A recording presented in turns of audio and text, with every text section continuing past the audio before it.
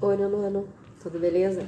Então, hoje nós vamos falar na página 5, né, dos exercícios da apostila volume 3, tá certo? Então, só pra gente lembrar, a nossa última pauta, a nossa última conversa, a nossa última aula foi sobre o editorial. No editorial foi um tema triste, né? Nós conversamos a respeito da garota que tinha corrido, né, nua por conta da bomba atômica ter atingido ela com o napalm, que é aquela substância química, né, que queimou parte do corpo. Falamos sobre isso, falamos sobre uma partezinha sobre as bombas atômicas, né? Depois falamos ainda da questão do menino, né, do menino morto do naufrágio, né, o garoto lá de 3 anos que estava sírio, né, sírio não, grego, que estava vindo da Grécia e acabou naufragando o barco e ele faleceu. E por que o editorial resolveu exatamente estampar lá no jornal com essa foto? Por quê? Porque foi de maneira provocativa, para se falar disso, para se evitar que esse tipo de coisa acontecesse mais vezes, né? Tivemos todo esse debate, nós vamos resolver os exercícios 6, 7, 8, 9 e os outros da página 5. Da página 5 e provavelmente a gente vai falar sobre a página 6 e 7, se der tempo, tá bem? Então vamos lá. De que maneira um jornal ou um portal de notícias pode determinar o curso dos acontecimentos por meio de sua primeira página? A primeira página do jornal, ela é a mais visualizada de todos, né? Então ela é visualizada por milhares de pessoas. E o seu conteúdo, ele recebe mais destaque por isso, tá bem? Então, ao escolher a página, escolher publicar ou não uma foto que vai causar um furor, que vai causar uma polêmica, faz com que o jornal possa ser visto por mais pessoas ou não. Então, é isso, tá? Então, a primeira página, ela é a mais visada, mais visualizada e é a que mais gera polêmica também. 7. Como você já sabe, as partes de um texto estão interligadas. Identifique os termos retomados pelos pronomes oblíquos destacados a seguir.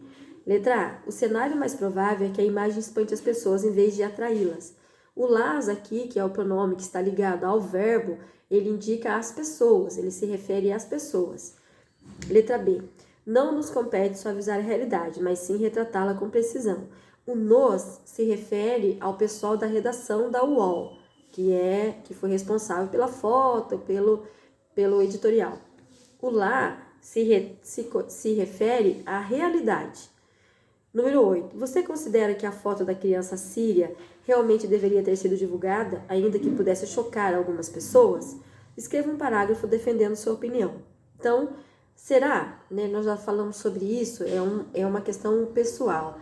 Eu, pessoalmente, acho que se isso vier a evitar esse tipo de desastre social, esse tipo de problema político-social, se isso for para ajudar, eu acredito que deve sim, porque isso causa um choque na gente, né?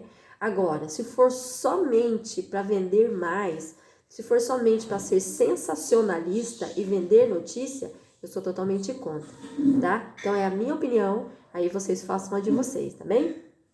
Número 9. A fotografia da menina vietnamita citada no texto é da autora de Nick Ut. Pesquise essa e outras fotos jornalistas icônicas. Escolha uma delas e colhe uma cópia no espaço abaixo. Anote nas linhas o nome do fotógrafo, o contexto em que ela foi feita e sua repercussão. Algumas sugestões de fotógrafos a serem pesquisados são Steve McCurry, Alfred Eisenstadt e Joey Rosenthal, além do brasileiro Sebastião Salgado. Eu digo para vocês, as fotos do Sebastião Salgado, elas são belíssimas porque elas retratam um conceito social muito forte. Atualmente, ele esteve retratando as crianças brasileiras indígenas, né? Ele esteve em algumas tribos indígenas e fez um retrato. Então, o que você tem que fazer? Se você tiver impressora em casa, você vai pegar uma foto dessa, imprimir e colar nesse espaço aqui, ó. Você pode pesquisar com o nome dos que aparecem aqui e vai colar nesse espaço. É uma tarefinha para nossa próxima aula, tá bem? E aqui embaixo você vai colocar sobre o que é essa foto, tá bem? Por exemplo, o Sebastião Salgado, ele tem uma série de fotos de mulheres que elas são retirantes do Sudão, né? Eu conheço bastante o trabalho do Sebastião Salgado porque eu acompanho faz tempo as questões sociais que ele trabalha. A mulher afegã dele, que é uma foto icônica também, é muito interessante. Então ele trabalha com esse tipo de coisa. São fotos de mulheres, elas estão vestidas de preto e elas estão nas dunas. Então são fotos que causam na gente alguma coisa que eu não sei dizer para vocês o que é. Só vocês testando mesmo, tá? Então escolham uma foto, um desses três, não, uma, duas, três, desses 4 fotógrafos premiadíssimos, né? E imprimam e coloquem aqui. Ou, se você não tiver impressora, você pode escrever aqui nas linhas. Vi as fotos do Rosenthal. Gostei porque fala disso, disso, disso. Ou, escolhi a imagem do Sebastião Salgado porque veio falando disso. Ou ainda, o McCurry, né? Steve McCurry retratou uma foto eu vi no Google e achei interessante. Então, ou seja, se você não tiver impressora para imprimir a foto aqui, você pode pegar uma imagem, analisar ela e colocar aqui as impressões e o nome dessa autoria, tá bem? Espero que vocês tenham entendido, porque a tarefa, vocês vão ter que me mostrar a tarefa assim, né, na nossa próxima aula online, tá bem? Lembrando que essa aula aqui que a gente está trabalhando, é uma aula que vai vir depois da semana que vocês estarão de folga, né, de férias, eu nem sei falar o nome, mas vai ser essa semaninha para vocês descansarem, relaxarem, né, não terem encheção de professor nenhum, né, aquela semaninha que você vai poder ficar de boa, tá bem? Então, gente, que vocês aproveitem esse tempo, eu espero que vocês tenham aproveitado esse tempo, né? E a gente vai voltar com tudo nas próximas semanas, tá bem? A página 6 e 7, ela vem tratando dos problemas dos refugiados. Falei um pouquinho disso para vocês, falei que em São Paulo e aqui no Brasil, houve um tempo, o ano passado, entraram, se eu não me engano, 40 mil pessoas, né, de outros lugares do país, né? Então, aqui vai falar da tensão crescente entre Roraima e esses refugiados que vieram, que buscaram asilo, que vieram buscar refúgio aqui no país. Nosso país, ele tem uma condição social, política, voltada para ser um abrigador de pessoas, né? Então, é lógico, e também a gente sabe, né? Tem o lado social e tem o lado ruim. O lado ruim é que gera mais desemprego ainda, porque essas pessoas estão chegando, não estão tomando, mas elas estão ocupando espaços que brasileiros podiam ocupar, né? E nosso país, ele não suporta nem a gente mesmo, que dirá as pessoas que estão chegando, né? Mas, por outro lado, nós também somos acolhedores, nós acolhemos essas pessoas. Então, o texto fala de um problema, que é a tensão entre a população de Roraima e os refugiados venezuelanos, né? Que acabou mostrando as medidas que precisa ter medidas urgentes. O que houve é que assim, num sábado, isso foi em agosto de 2018, esses sujeitos, eles tiveram um problema, eles brigaram com o pessoal de Roraima, né? E aí, um comerciante brasileiro foi assaltado, espancado por um desses refugiados, ou seja, as pessoas estão morando aqui, estão batendo nos brasileiros, né? O primeiro parágrafo fala disso, e que é preciso adotar soluções ao problema. No segundo parágrafo está falando de um ato de protesto contra qualquer tipo de violência, e principalmente a vítima, que foi o comerciante local, né? E foi uma passeata promovida por 2.000 pessoas, né? E logo isso também se transformou numa revolta indiscriminada dos refugiados, né? Até meio que engraçado, né? O sujeito vem aqui, pega a nossa terra, faz as nossas coisas e acha que ele tem direito ainda de assaltar as pessoas, bater nas pessoas, né? E, enfim, depois vocês vão ver o texto aqui, né? E as pessoas, né? Teve bomba, teve policial e tudo mais. Calcula-se que cerca de 1.200 refugiados foram expulsos pelos manifestantes ou fugiram de volta à Venezuela, com medo da repetição dos atos de violência. As manifestações de hostilidade da parte da população de Roraima contra a presença de refugiados vêm se tornando cada vez mais frequentes. Crescem também as queixas do governo do estado de que o governo federal não faz tudo o que deveria para resolver os problemas. O presidente, na época, Michel Temer, reagiu prontamente após os tumultos de sábado e já no dia seguinte fez uma reunião de emergência.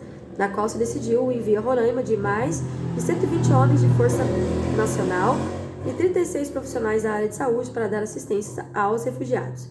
Dispôs também a decretar o emprego de contingentes das Forças Armadas em ações de segurança pública, se houver solicitações de governadora de Roraima, Sueli Campos. Mas o ministro-chefe do Gabinete de Segurança Institucional, general Rogério, foi taxativo. O fechamento da fronteira do estado com a Venezuela é impensável, porque é ilegal. Essa foi justamente a medida solicitada de novo ao Supremo Tribunal Federal pelo governo de Roraima, embora a ministra Rosa Weber já tenha negado em abril passado.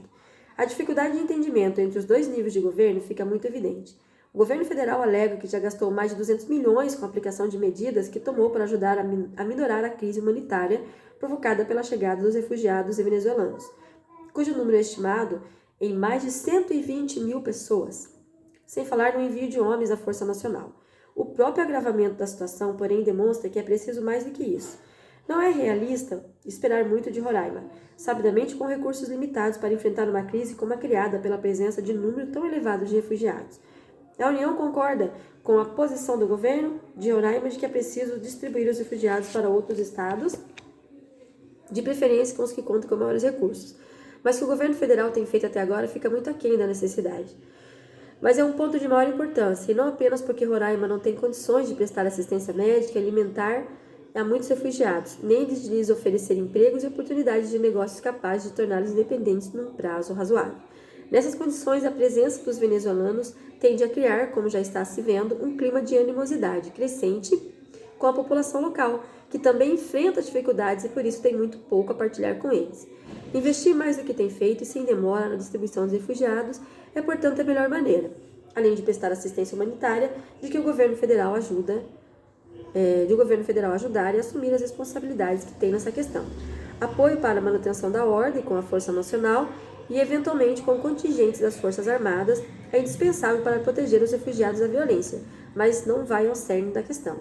Ou seja, lá tem uma questão, né, que é uma sinuca de bico, né? Eles não têm nem para eles, que dirá para esse monte de gente que atravessou a fronteira e se instalou naquela região. É lógico que vai virar um conflito mesmo, né? Nós estamos em 2020 e muitas coisas mudaram. Alguns voltaram para a Venezuela e outros foram repatriados ao longo do território nacional, tá bem? Se vocês quiserem discutir sobre isso, depois a gente pode fazer uma pesquisa juntos, tá bem? Número 11. Resumo o acontecimento que serve como gancho para esse editorial. O tumulto entre a população brasileira e refugiados venezuelanos em razão de um assalto praticado por um refugiado. Foi isso que aconteceu, tá? Esse assalto foi de um venezuelano contra um comerciante de Roraima, um comerciante brasileiro. Tudo isso gerou um transtorno. E a número 2, identifica no mapa a Venezuela e o estado de Roraima, regiões geográficas citadas no texto e cria uma legenda. Então, mais um mapinha aqui do lado, né? Mais uma questão para vocês trabalharem. Vocês vão identificar onde está a Venezuela e Roraima e vão fazer uma legenda. Então, pode pintar de cores diferentes, bolinha, quadradinho e fazer, igual vocês fazem no professor de geografia, tá bem? Então, com isso, a gente vai encerrar essa página, tá? Para deixar as páginas que virão para nós fazermos juntos e para promover debate também. Quero ouvir vocês falando a respeito disso. Mas fica aí um ponto para vocês pensarem, que é essa questão do refugiado, né? Será que os nossos governos estão conseguindo fazer essa política? Ou será que nós não temos nem para nós mesmos? Fica um ponto aí para pensar, tá bem? Então, um abraço para vocês, até a próxima aula. Tchau!